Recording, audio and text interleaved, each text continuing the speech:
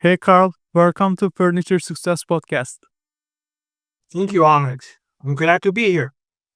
Carl, could you tell us a little bit about your background and how Quagga Designs came to be, and what was the inspiration behind starting your business? Yeah, so I'm going to back up quite a bit. So I'm going to back up to 1991, a long time ago. I started with my brother and my dad, and we immigrated from Germany to Canada. And we thought, okay, you know what? We can do something here in Canada. Canada has a lot of wood. It's unbelievable how much wood we actually have here. We do have more than the US actually.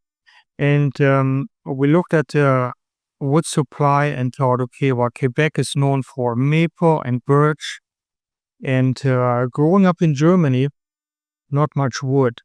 It comes from outside. It comes from Eastern European countries, birch plywood, Ukraine, and those countries, Russia. Russia has good, nice wood as well.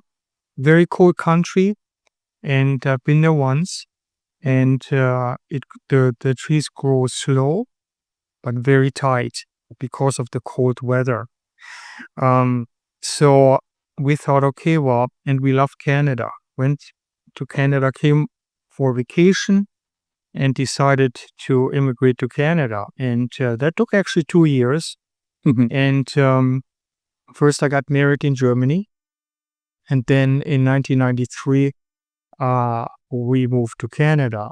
However, we started already in 1991, my brother and my dad. So they were the forerunners in a little shop in St. Catharines, Ontario. And it was a 1,200 square foot shop. And I remember those times in 1995 we moved, but in those times we had one window, and there was so much dust after the day was finished, you could hardly see. And you would just pick out the dust out of your eyes at night after eating supper to be able to watch TV. So we did 70-hour weeks. And 1991, 92, 93, we had a recession in Canada. But we concentrated on the German market. And my dad did have connections, and he went back to Germany for about a year to build up a customer base, a pretty strong customer base. So what did we do?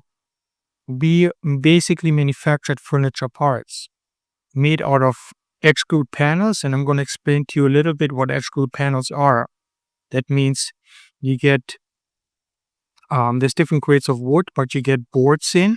So you cut them on a rib saw, and you cut out whatever you need to cut out, knots and sapwood and so on. Then you glue those pieces together and make them into boards. And then we would shape those boards, usually doors, sometimes for wardrobes, for different applications. We would put a shape in there. We would not finish the doors. The Germans would finish the doors. So basically, most of our lumber came from Clear Lake lumber in the States. Beautiful product, especially the cherry, and a little bit of walnut too. Walnut, very expensive. But so we supplied the furniture industry with furniture parts. So we did not make our own furniture yet. So we started in 1991, and in 1995 we were so busy. East Germany had opened up in 89, and a lot of people renovated. It was really, really busy. 91, 92, we started hiring people. As I mentioned, there was a recession here, so people were available to work. And for us, it was a really, really busy time. Up until 1995, when we bought a larger shop, we actually bought a shop in St. Catharines. It's still there on 580 Reed Road. And we basically went from 1,200 square feet to 25,000 square feet. Well, 25,000 square feet. Yeah. And that was substantial. Was it too much space? Yes, it was, but we filled it very quickly. We filled the space. We kept on working long hours, and we hired more and more people. We put up CNC machines. I remember buying a CNC machine at the Toronto show, machine show, that's held every year, and one of the first ones. And my brother and I, we took courses how to program. Nowadays, it's so easily done. Back then, you couldn't do it from your computer in the office. You had to be physically standing in front of that machine, in front of the screen, and program it. We later on hired someone to do it, but we did that initially. My brother and I, we did that together. And then 1999 rolled around, and we saw an influx of Chinese furniture coming more and more already in 97, 98. We went over to China and we looked at the products. There's a local manufacturer. Back then, they were manufacturing here locally. They later on moved to China, as most of them did. And we looked at the containers that arrived. And we thought, wow, they are throwing 50% of the containers away and they still make money. How is that possible? So we said, okay, we have to take a look what is going on in China. So we flew to Hong Kong, then mainland China, to Shenzhen. We visited different manufacturers in Guangdong, and we said, well, what should we do? Should we give this all up after 3 or 4 years being in the new space, having invested heavily into machines, woodworking machines, like CNC equipment, not cheap. And we had the backing of the BDC, Business Development Corporation, here in St. Catharines. We had the backing. But we came back and we said, okay, well, we cannot compete in price. What should we do? And we started not making furniture parts at that point, because the Germans would start purchasing their furniture parts, not all, but many, in China, because it was so cheap. We had no protection. I gotta blame Canada for that. The US had protection. We were bedroom sets. We were active with bedroom sets or parts, and there was no duty on any of the parts coming into Canada from China or the finished product. We were making parts. There was no duty at all. However, there was duty on parts going into the States from China, and severe duty. And so we came back and we said, okay, what shall we do? And this is 1999. And should we move to the US because we see protection there? And in the meantime, many of the companies that we knew back then, manufactured in Canada, moved. If they're a certain size, they would move to China. Were we big enough to move really to China? We thought not. 22 people, maybe not. But it was getting harder and harder. We saw it was the products were subsidized by the Chinese government. I think still today they're subsidized. In not as heavily as back then, but they were subsidized. When you can buy a chair in China for $15, $12, $15 a dining room chair, it has to be subsidized. We knew labor was cheap, but you needed the material. You needed to buy the material. And if you bought cherry or walnut, we knew the prices. And we were doing truckloads at a time as well. We were shipping out 1 container per week. So it was getting harder to make money. And so we needed to do something, as many, many other manufacturers did. And most of them suggested to move to China or work with a Chinese manufacturer in a partnership. And we thought long and hard about it. And we said, well, we don't think China's our way to go.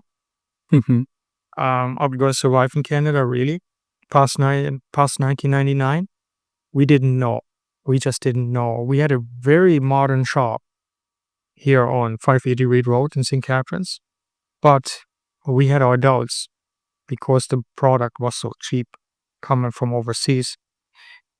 So the alternative was we looked into the US and we thought, okay, well, we have to move everything across the border. We're not far. St. Catharines is not far from Buffalo. We looked at that area, Tonawanda, Buffalo area, all that entire area, Niagara Falls, New York, and we said no, we're gonna stay in Canada, but we're gonna divide up the company. So we formed a flooring company, which is still running today, because we made out of the waste that we generated from making those furniture parts, we made flooring. So we had literally no waste at all. We would sell that online through, on online platforms, Kijiji and so on. And on Saturday, some wholesalers would come. We could sell that very, very reasonable because it was waste, but we had literally no waste.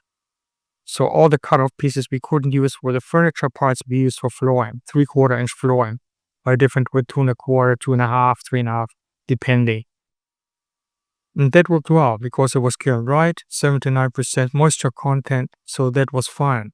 And the people were happy. They got a really nice floor in cherry or in walnut for a very reasonable price. So we decided to stay in Canada. Tough years followed. Very, very tough years followed. So flooring on the one side, my brother took that Imperial Hardwood Flooring, and I did Craggar Designs. So we formed these two. We formed Craggar Designs in 2003. Mhm. And Imperial was done right away. We had stock. And so we separated that and we decided, okay, no, we have to design furniture. I love design. I never took a design course, but I love design. So my background is business administration. Went to university for business administration. And I thought, okay, I'll give it a shot. See if the Canadians like my designs. And we had been doing bedrooms. Everybody needs to sleep. So beds are going to be always in demand. We all need to sleep. Hopefully we do more than I do. So anyways, yeah, from customers coming in, we did some custom furniture in the beginning, bedroom sets. From what I saw, what the people were asking for were bed frames that were not squeaking.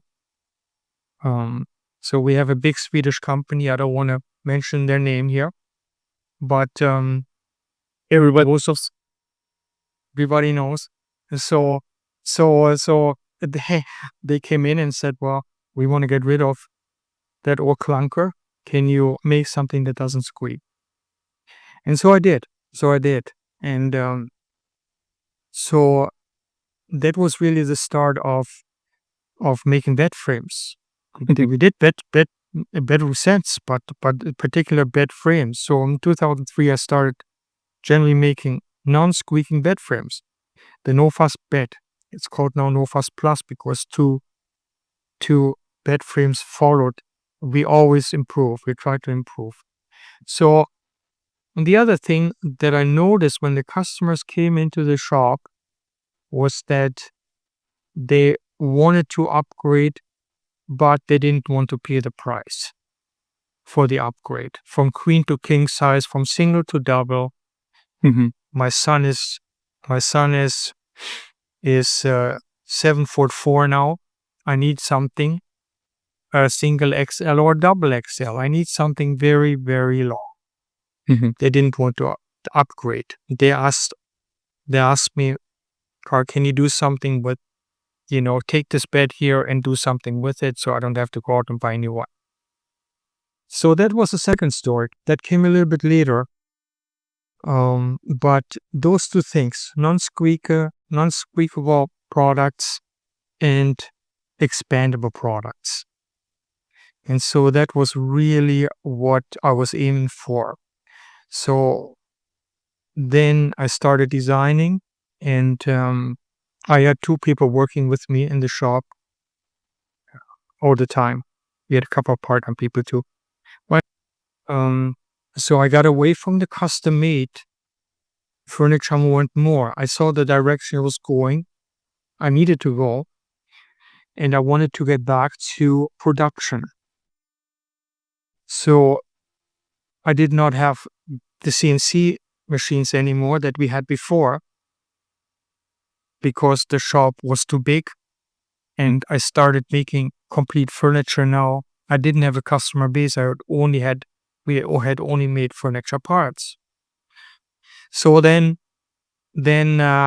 I started thinking, okay, how can I do this? What age bracket, blah, blah, all these different things, who do I serve? Who has the most money? Anyway, so then I said, okay, you know what? There's nothing for young people. Not much really for young people unless you go to that Swedish big corporation who also makes product in China. And otherwise, there's nothing really available. And especially young families who have kids, that the kids they grow out of a single bed to a double bed, maybe to a queen size when they move out, and so on. And that's when I started to experiment with expandability. And I said to myself, okay, how do we do this? So I started with a NoFuzz bed, which wasn't expandable. It's called now the NoFuzz Plus bed online. It's still our most sold bed frame. It has been since 2006, 5 or 6.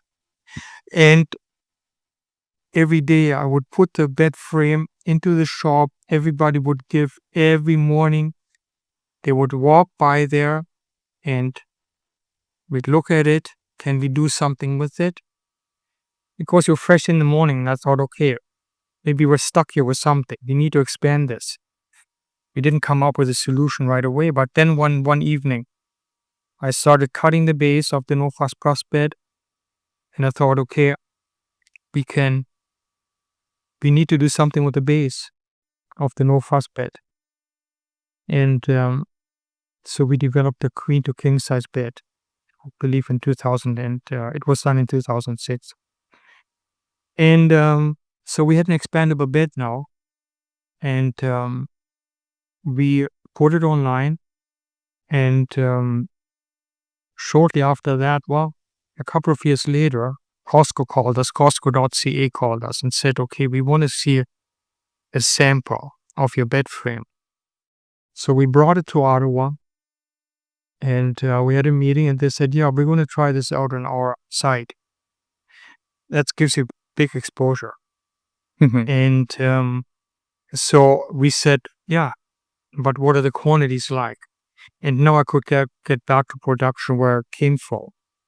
And when I looked at the quantities, they might do, okay, we can do 10 or 15 bed frames per day. Okay, then it's worthwhile to get back into production. We expanded the shop again on Reed Road. And from there, we grew again. Slow, very, very slow.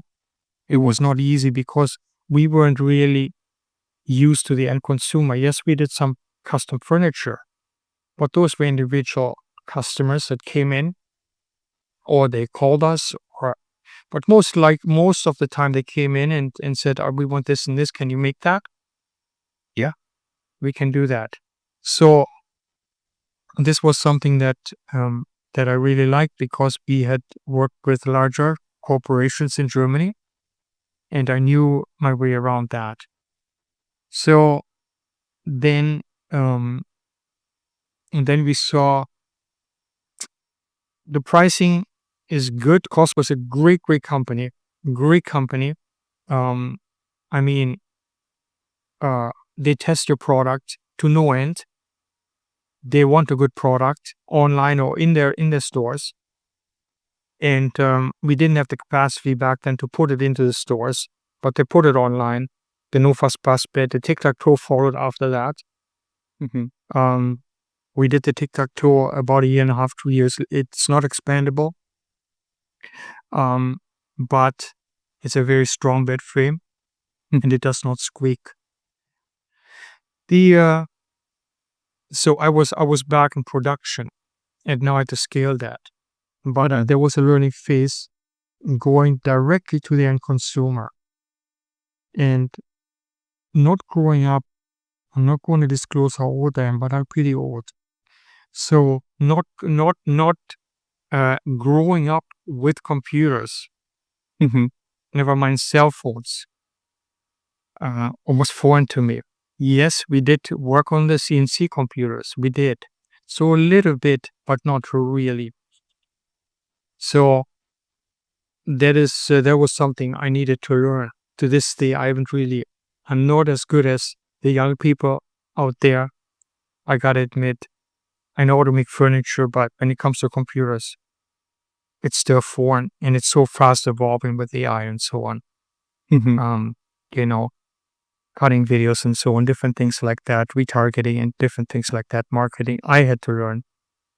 And I said, okay, we're going to do that. Exposure was there with Costco. Didn't need to advertise at all.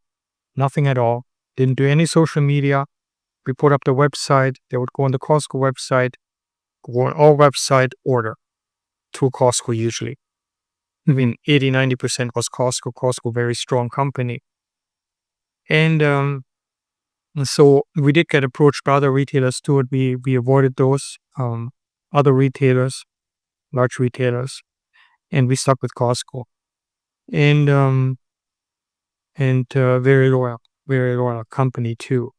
And so we did go into different designs.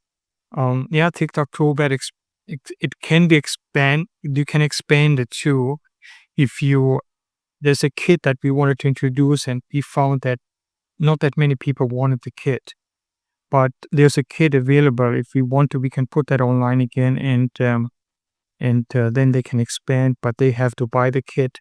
We have to ship it and so on. It's not like the NoFuzz Plus bed or the accordion bed. That is already there. So that's how we kept it. We did no nightstands. We did no headboards. And headboards are not easy to make for bed frames.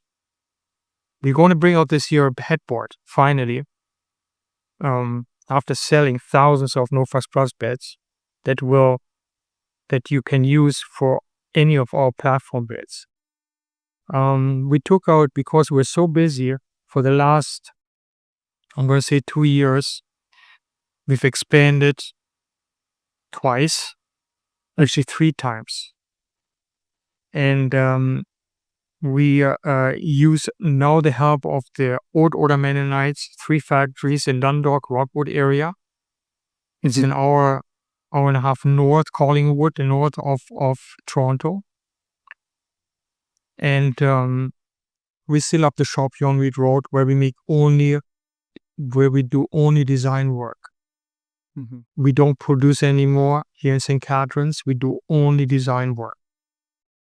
So everything that's, for example, the nightstand that we introduced was designed here.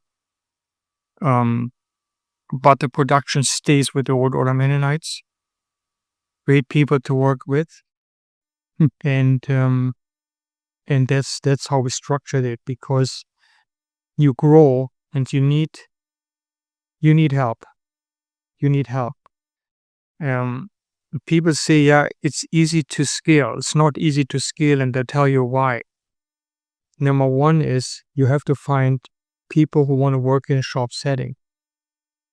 Not easy. We have Niagara College here that has woodworking courses. Usually they go to the very big companies or even overseas, where they get good money. They need to stay there, watch production. So that's always been a problem. But lately it has been it has been very difficult to find people willing to work in a shop environment. So if you're looking for work out there, please let me know. Contact me directly, and I'll get back to you right away. Anyway, so um, so that was one thing. The other thing was you need capital, a lot of capital. And I see that when people say, okay, I'm going to import, I only have to pay for the container content, for the shipping, and so on. That's easy. But when you scale within your country like we did, we went from 1,200 square feet to 25,500 square feet on Reed Road. That needs a lot of capital. Yes, we had the backing of the BDC, which is a government-owned entity here in Canada.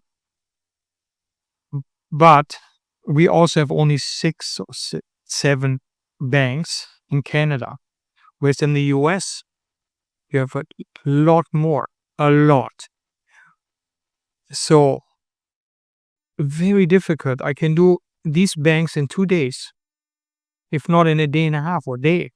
I can visit them all, pitch them, and see where I'm standing. So I've got limited availability to resources, and that was lacking in Canada. Always. That's specifically to Canada, not the US, but specifically to Canada. So, having said that, and that takes time. So scaling something within your country, we're looking now to manufacture in the States. 2022, we visited some manufacturers, Kentucky. Looks good to us, like in Kentucky. Found someone there, and hopefully we'll start end of the year or beginning of next year to make our product there. And I think the timing is good with the Trump administration. And so I won't get into politics, because then we will spend the time here to 2 or 3 hours, and I won't do that. So, but at the end of the day, okay, that's really our future. That's what we intend to do. We want to manufacture in Canada, continue to do that. Many people said you have to go overseas. Don't see it yet. Maybe that will come too, but we haven't done it. We haven't done it for 30 plus years. And we want to manufacture in the US, because we think the US market is a very good market for us. Has always been very, very good. We're close to the border here. Love the people, and we want to do manufacture in the US within a year's time. Probably less than that. 6 to 8 months. Hopefully, we will start, and then we will go from there. Do you think, like in early 19s, if you would move to overseas, like, would it be different for you, or easier, or do you think like it was the good idea, staying in Canada?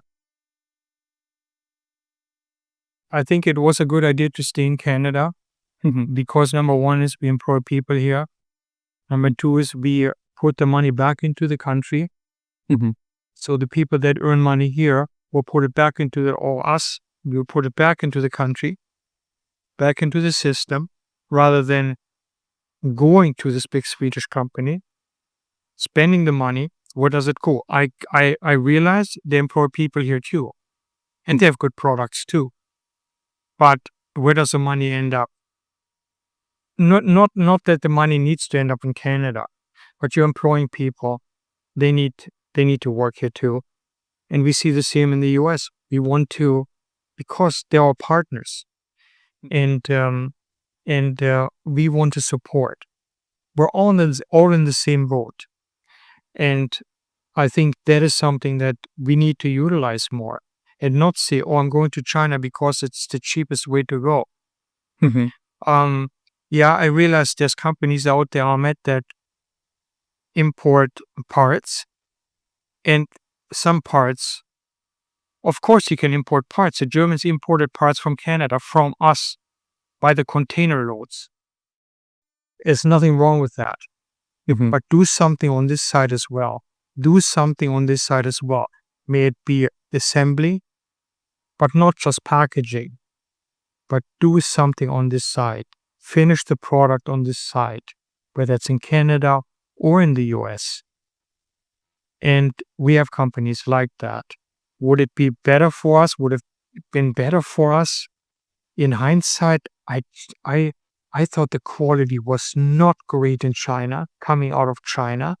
Mhm. They threw so much away, so much waste. And where does the waste end up to? Never mind the carbon footprint when you import a container.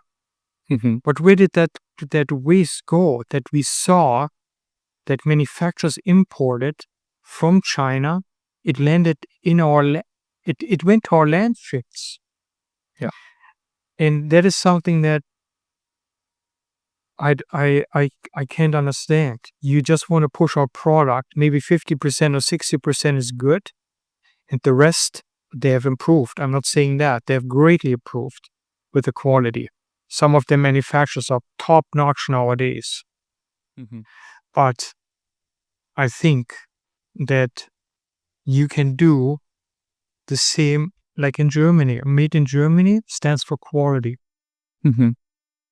Whether it's cars, I love Porsche or Mercedes. Mhm.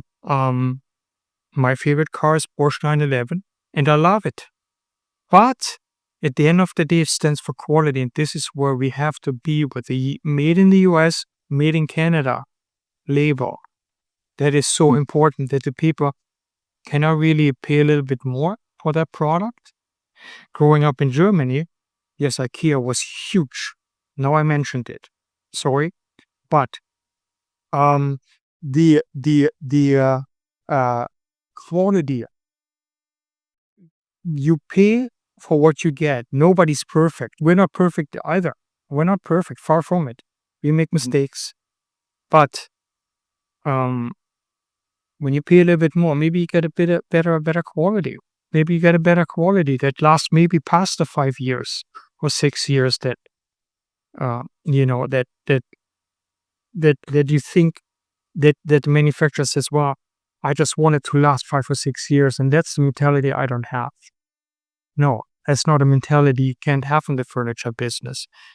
That you expect the customer to come back in 5 or 6 years. Would you like to buy a bed and buy a bed from me? And I think, well, Ahmet, you won't be back in 5 or 6 years anyway because this will start to squeak.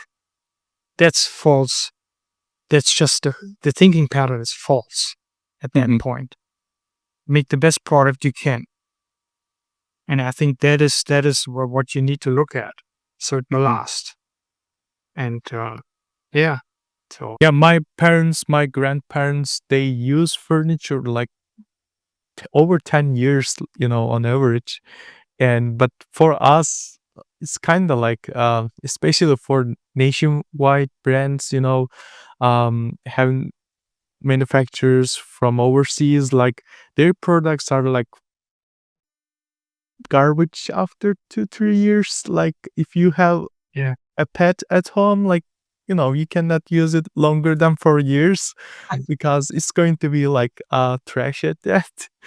And Yeah. that Yeah. that's the problem. And if you think long term, like it's going to be even cheaper if you buy the quality product,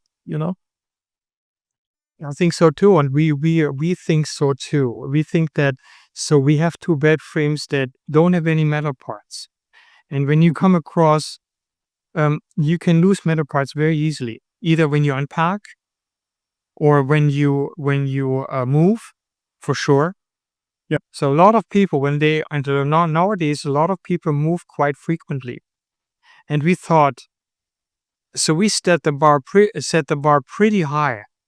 Um, It has to be eco-friendly. That means no toxins, no formaldehyde, no off-gassing in the plywood that we use.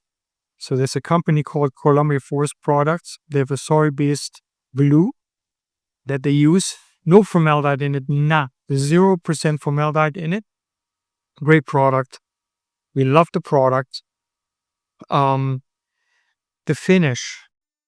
What kind of finish? Linseed from a German company, Natur's Naturfarben. Good product. We have a similar product in Canada now too, so it's more local.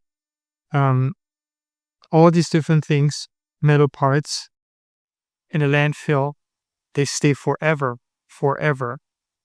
And we thought, okay, all these factors we got to consider. All of these factors. Cardboard is easy. Recyclable cardboard is easy. That's not a problem. The boxes are not a problem. And no styrofoam. Honeycomb boards, different things like that. That's all doable. You can buy that throughout Canada, US, no problem at all. But no metal parts. So then I asked the customers, I said, well, one of the reasons why your bed is squeaking is metal parts too. When they loosen up, they start to squeak. You got to tighten them, or don't move when you sleep. So it's very difficult to design something without metal parts. Somewhere you need to put something together with screws or whatever you're using, whatever you need to use. We have that on the accordion bed. And I think we're going to take that accordion bed out just because it has metal parts. It's a good design, but we feel compelled to not have in our program, in our selection, because it has metal parts. And that is something that we see, okay, well, you know what? We have 2 bed frames that have none, yet we designed the accordion bed that has metal parts. So when we say, hey, we want to design without metal parts, we will see. But it could be that we will take it out. That is something that we might consider now in this year yet. But it's very difficult, very, very difficult to design things that in Japanese joinery. I was at a Cologne show. We exhibited in Cologne in January in Germany, and for our furniture parts back then, early 90s. And I was always intrigued by the Japanese companies. Their joinery is so complicated at times, so many steps involved for production or doable.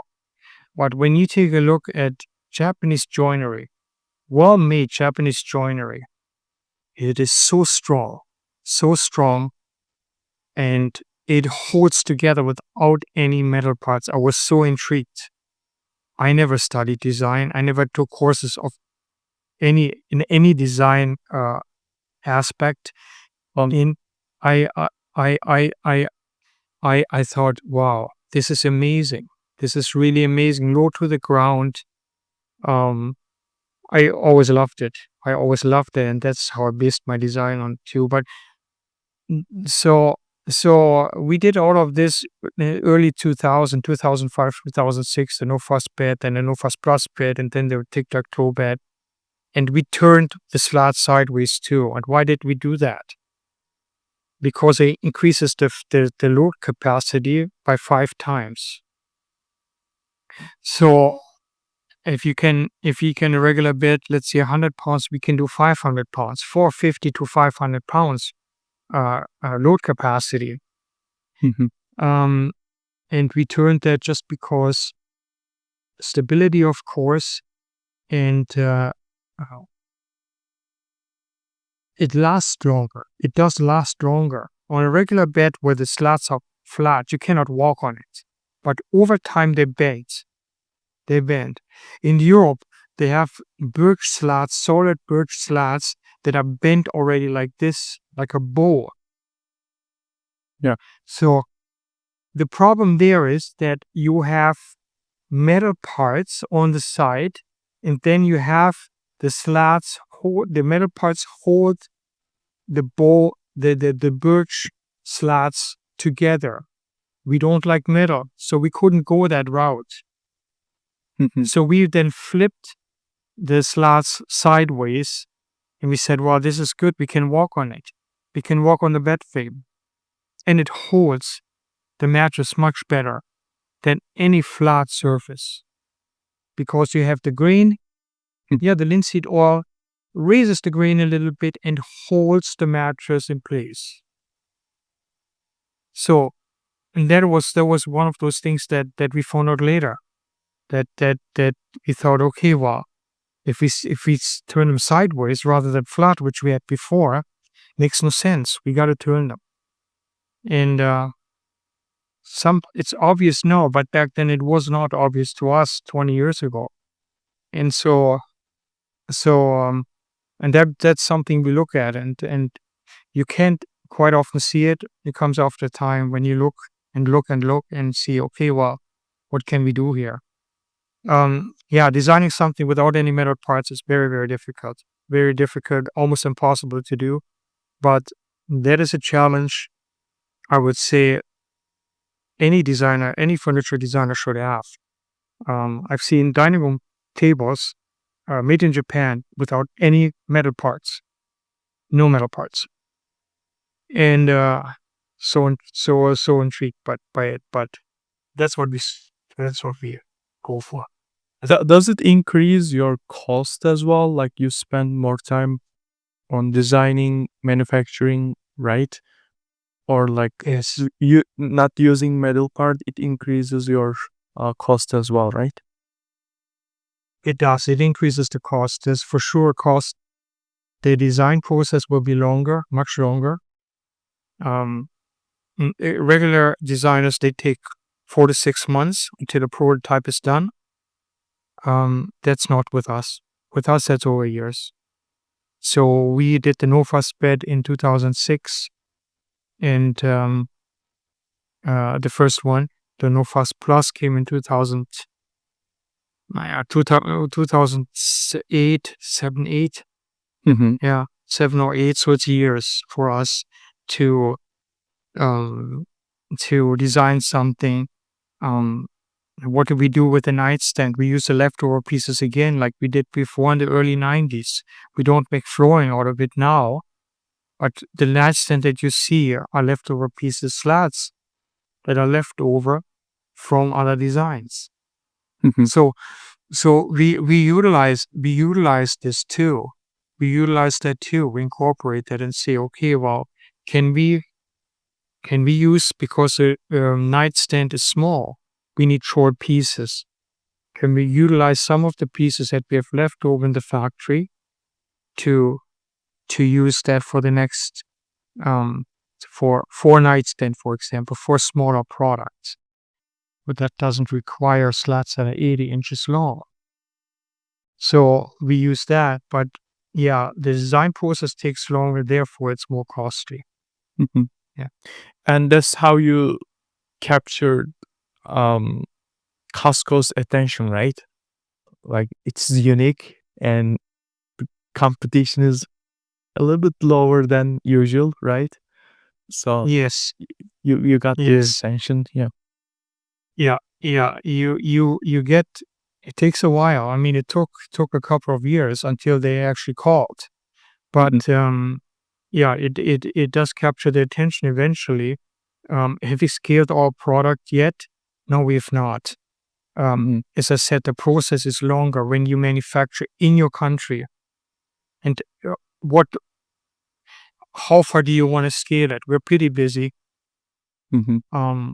But we can do more. We can do more in the Canadian-US market. For sure, in the US market, we have done very, very little. We don't do any advertising. We don't pop up on Google Ads. Yes, we post now. We started to post actually now in May. I think our first post after a year and a half was May the 5th. We're posting now every day because the customers otherwise say, are you still alive? Yeah, we are, because we're busy. But at the end of the day, we needed to post. So we post on Facebook, we post on Instagram, Monday to Friday. So our team does that. But advertising, no. I think we spent over all these years, we spent $500 in Facebook advertising, and we didn't know what we were doing. And we left it at that. Yep. Yeah, you need a strategy like for pay. That's definitely there's room for improvement for you over there. But you need to do it professionally. You need to segment first and then target them. And it has to be how do I say, like, you cannot show same ads to everyone. Like, it was okay 5 years ago, but now it's very very competitive market, and you need to be targeting almost every behavior differently than others. So customers behaviors are important, and you are in a unique market, and definitely people love products like yours. And you have a YouTube channel, and I watch your videos over there. It was Yeah, yeah. pretty good. You are doing good, to be honest. Like you did great job on your YouTube channel.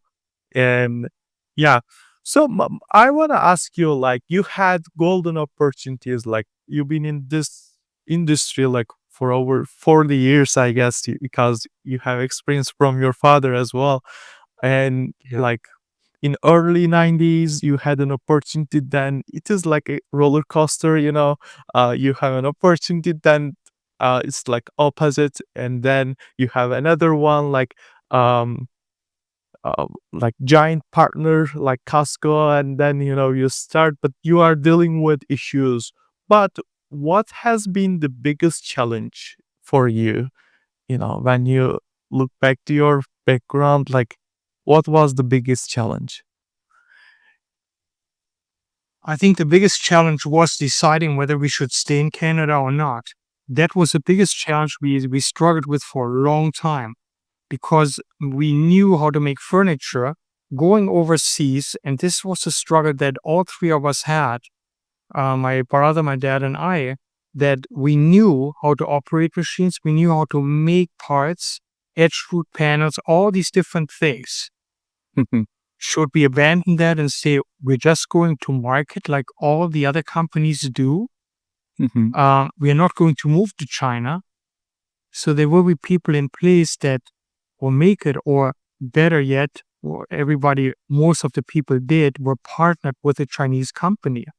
But you wouldn't be involved in a day-to-day manufacturing situation. You would not get up in the morning, grab your coffee, and go into the shop or factory. And that was really the struggle that we had with saying, yeah, well, everybody else is going overseas, or not everybody, but most of the people did at that time. And is there going to be, how does it look in 10 or 15 or 20 years? We always look, okay, what is the market going to be like in 10 or 15 or 20? We don't know. We don't know. But are they going to come back after 10 years? Are they going to raise the prices in China? Is the labor going to go up? What is the government doing there? Is it safe? All these different factors, political stability, um, uh, the economy within China, not enough. Not back then you didn't know, and we still don't know how much they actually grow or contract in China. But that was the most difficult part for us, was what are we going to do then? What are we going to do? We can design, yeah, but we're not involved really and in the manufacturing. And that was a problem that we did not want to, that was something we did not want to do. And that held us back as well. But we came very close to moving to the US back then because they imposed duties, rightly so, against Chinese bedroom sets coming into the US. That was a very smart move. And we had no protection here in Canada, none whatsoever. And nowadays, they make product in Vietnam. The Chinese make product in Vietnam, then ship it over Vietnam to the US or to Canada. Um, and not getting political here, but that was the hardest thing that we had to consider. back then, for sure. Yep. Yeah. Yep. Yep. And like I highly recommend like being part of a member of associations, to affect government's decisions. It might help. Maybe like there is a strong community for furniture manufacturers in the US. That could be the reason, they react, immediately. But my second question is like, how do you motivate yourself, especially during challenging times, hard times? It's hard to motivate yourself because you are dealing with some issues that you can fix and you can react, but some are the things that you can't do anything. Like you cannot fix the problem between countries, right? Or you cannot change the trends. And how do you motivate yourself, and how do you continue? Yeah, motivation I get by, I tell you how I motivate myself is by challenging myself in terms of design work. I Mhm. want to get something done without any metal parts. I set out to do it. And I say to myself, okay, so I have something. I've got a plan. I can't compare myself to Tesla, but Tesla's far advanced. Very good cars, very far advanced. And I like to be the motivations. I like to be better than the others in terms of design. And that is something that, for example, a headboard. So many people say, what kind of a headboard would I buy for your beds? When I look at online platforms, that sell headboards, what kind of headboards fit on your bed frames? And that's a really good question. Not really any fit, because the slats are turned sideways. And how do you attach two legs of a headboard to our bed frame? You can't. Yes, you can put the headboard against the wall. You can attach it to the wall. Many headboards attach to the wall too. Even if they have legs, they attach to the wall too. And some people have done it. But they say, Carl, and that's a challenge. So now we got platform beds, 3 of them, and none of the headboards fit. Should we put something on the mattress like a pillowcase that we can design? That's very simple. But it takes away from the mattress real estate. It makes it shorter if you put it on top of the mattress. So how do we do that? And that stimulates me, and I say to myself, okay, what do we do here? Number one is my daughter, she studied in New York City at a graphic design. And I could not believe the sizes of those apartments. Unbelievable. So small. The staircases were so... Okay, Ahmed, you're from New Jersey, right? Yes. Yes. Okay. So, enough New Jersey, by the way. So, she studied in New York City in Manhattan. So, um, and that's a challenge that I love, because now we got to design something that is not huge, in a huge box. It arrives in a huge box, like a king size headboard. Is unbelievable, because you have to package it yet. You got to protect the edges and so on. It's so big. It's always 42, 45 inches, just the headboard. So 50 inches with packaging and so on. And it's super long, So that's a challenge. So we're going to come out with a headboard that is 2 small boxes only. Yes, they're long, but we're going to make the headboards out of slab. Now, I don't want to give too much away, but 2 boxes that are 80 inches each long by 8 by 8. So that's a challenge. That's a challenge in itself, to get a headboard that is small, that saves, number one, on shipping costs, big time. Number two, and again, no metal parts in the headboard. No metal parts in the headboard. How do you attach it to the bed? There you need metal parts. But this headboard itself If you want to, there's no metal parts. So these challenges motivate me every single morning. How do we do this? How do we do that? And I can't do it all by myself. But as I say, we will come out this year with a headboard, and we will have pictures, I think, done within the next 2 months or so. But that's a challenge because I feel so many people live in small apartments nowadays. Real estate is so expensive, especially in Canada and Toronto. It's unbelievably expensive. Small apartments. How do we carry these headboards into their apartment? How do they take it back down into a different room setting, into a different apartment that they move? People nowadays move quite frequently.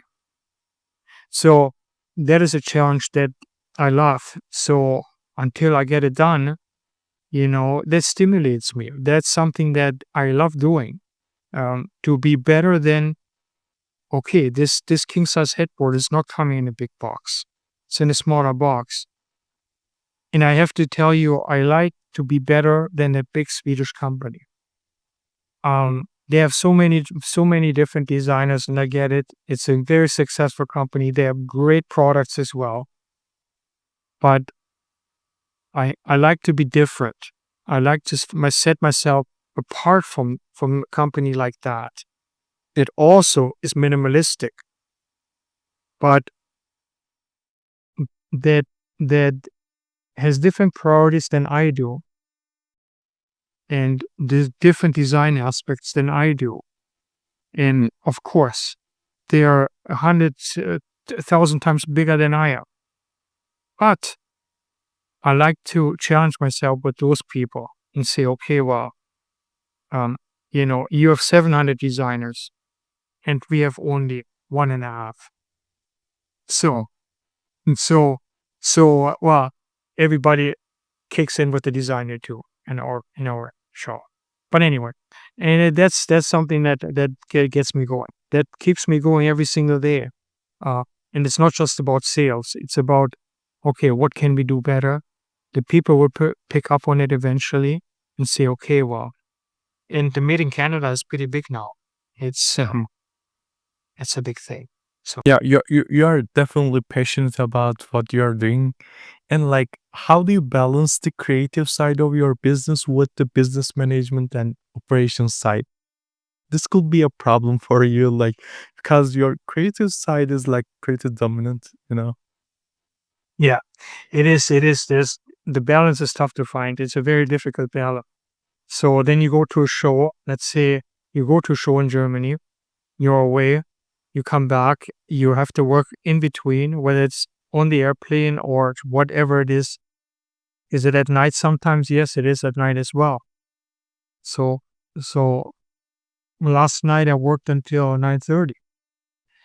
Yes, I do wanna, watch Netflix, but it's something that But if you like what you're doing, like you, Ahmet, you love what you're doing, and you're bringing out a book, I think too, right? You mentioned that last time we talked.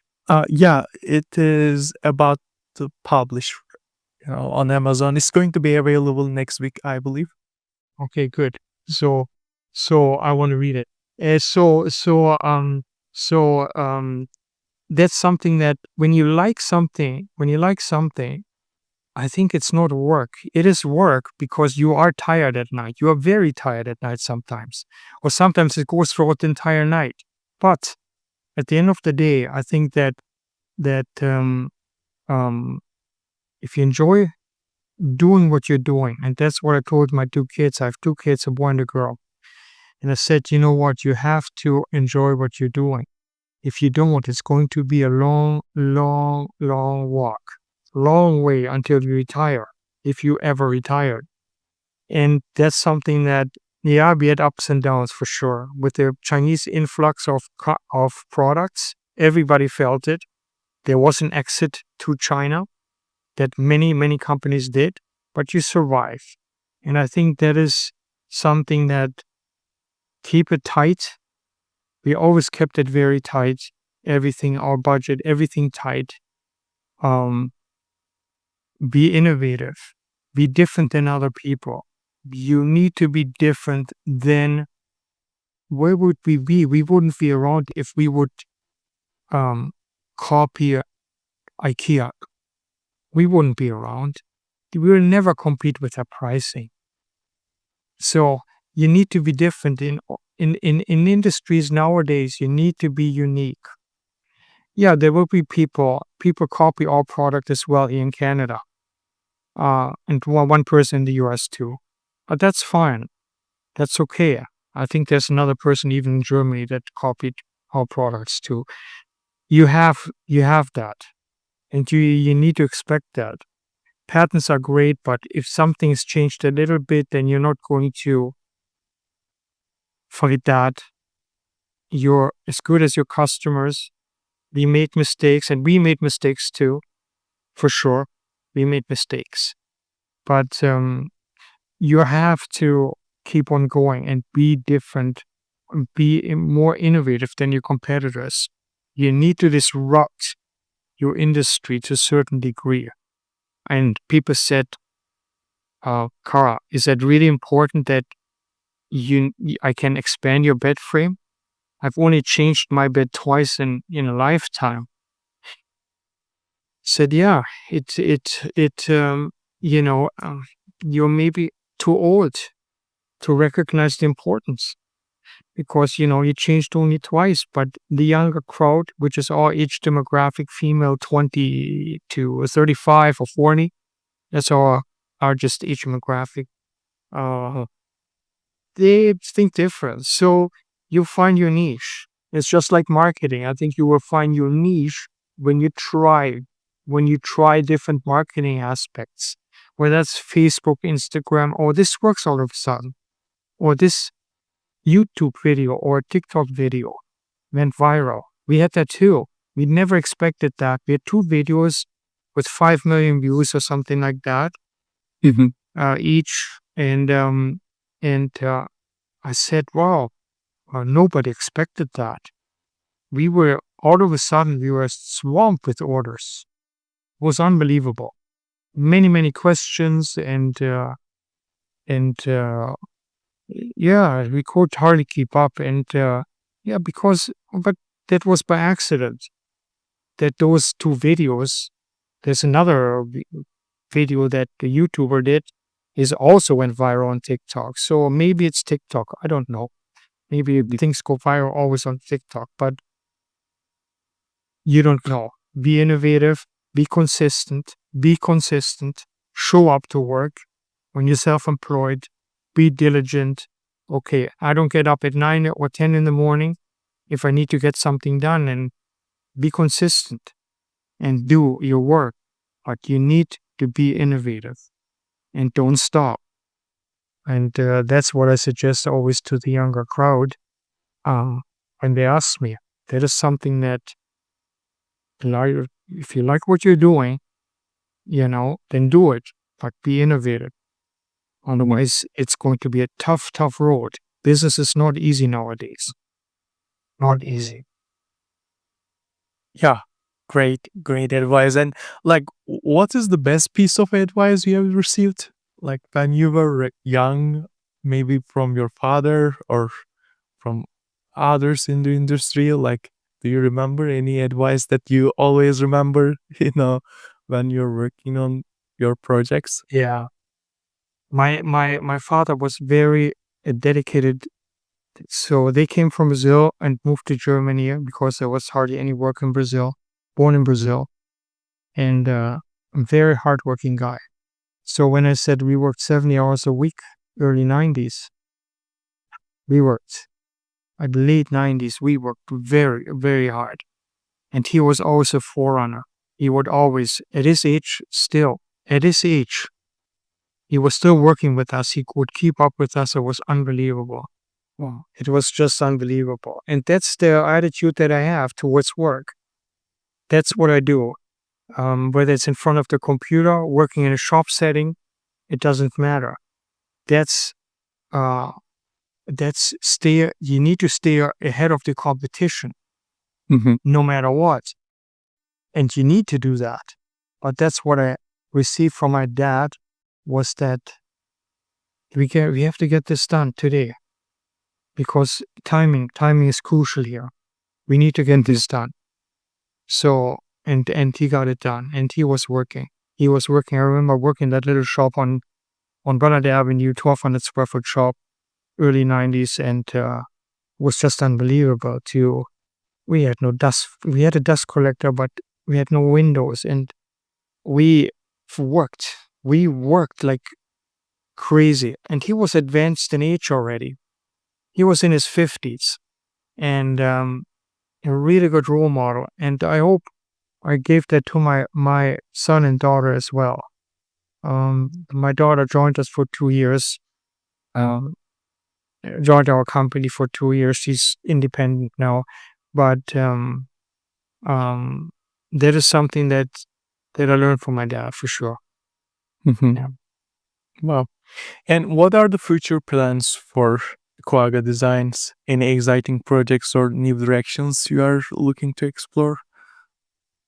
Yeah, we are exploring to ship product to Australia. So we're looking at different markets. We had Costco Taiwan take our product, and it was received very well. Mhm. And we want to pursue that.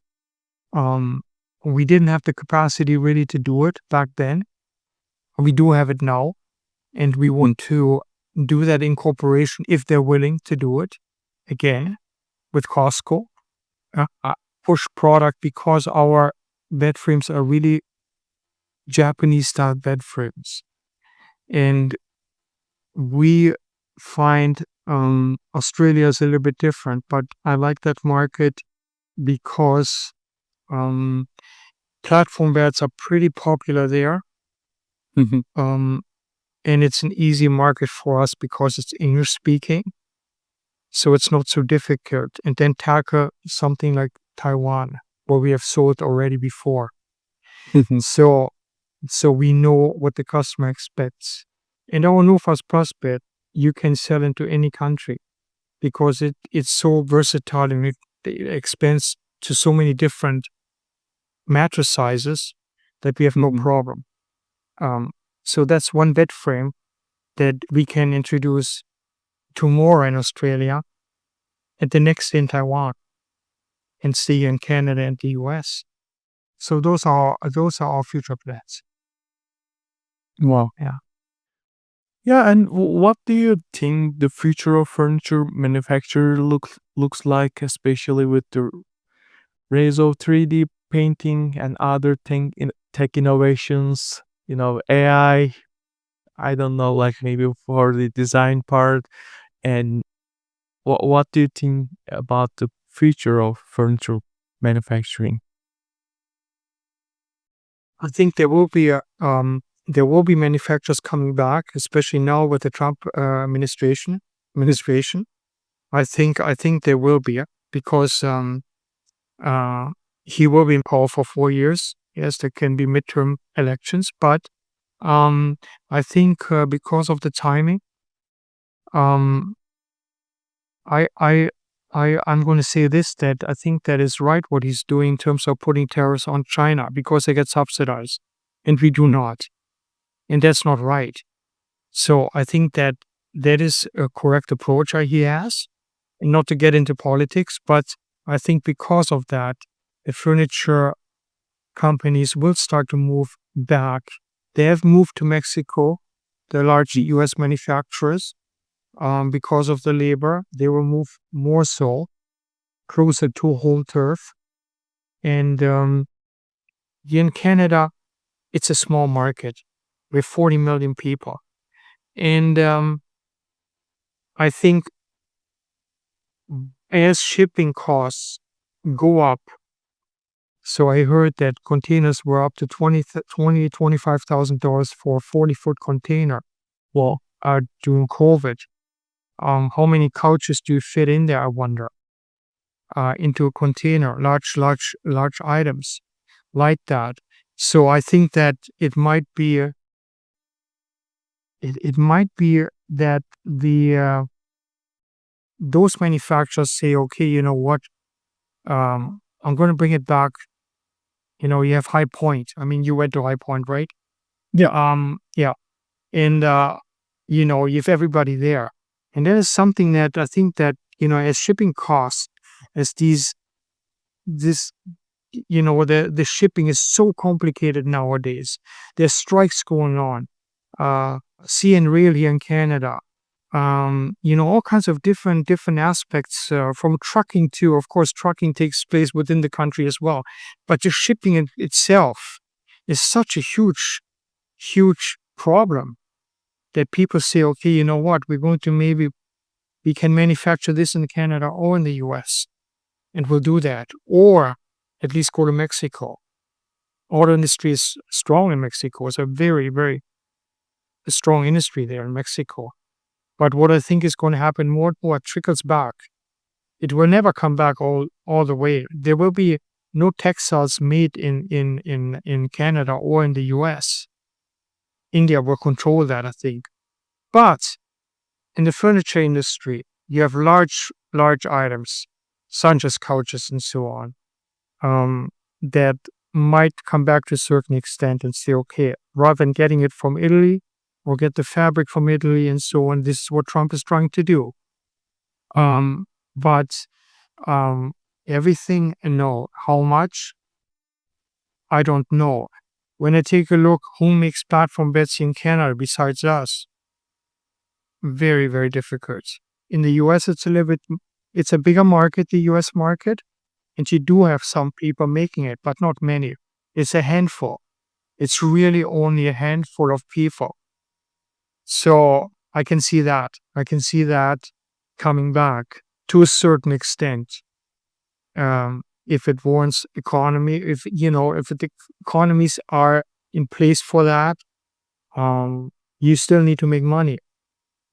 But I think because of all these problems that seem to be not going away with the shipping and so on, I think that is something that they might consider. And I mean, yeah, High Point, big hub, North Carolina, big hub.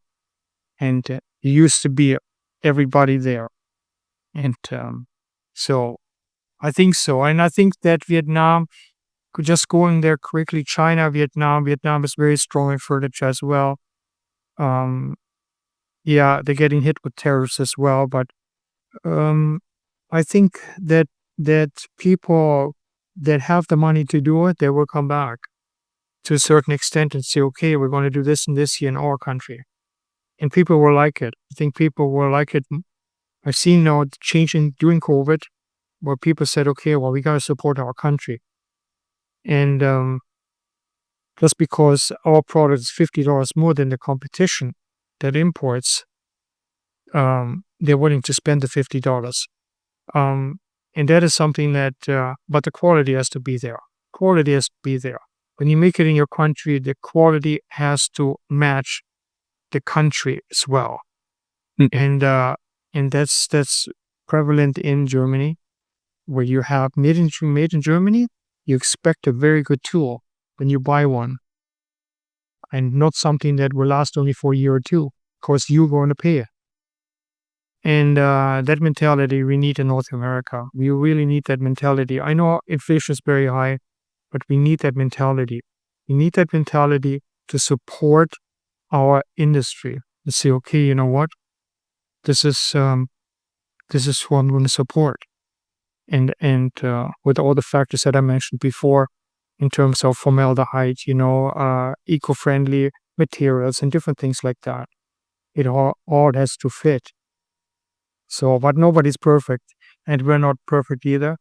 But there are very few people that make bed frames in Canada. There's only few, very few. So, and be innovative. Be innovative in what you do. That's number one. That's number one. People will find you. People will find you. Yeah, great advice, Carl. So this was the end of our podcast. So it was an amazing, episode, and I really liked the way you talk and you passed your experience to the newer generations, in the industry. And like, if someone wants to reach out to you, what could be the best way? Like email or LinkedIn or your social media, phone call? Email is the best. Yeah. Yeah. Email is the best. We have an email address, hello@craggardesigns.com. Mhm. They, I every morning I get a bunch of emails as well. You can email me as well. I do that in the mornings when I get up and grab a coffee. Then I answer those emails. Just reach out to me, Carl@craggardesigns.com or hello@craggardesigns.com, and we will get back to you no matter what. Sometimes it takes a bit longer, but we always can get back to you. Mhm. So Great. Yeah. Thank you, Carl, for participating in Furniture Success Podcast. yeah, thank you, Ahmed, for having me. That's good. Really good talking about this. Okay. Thank you.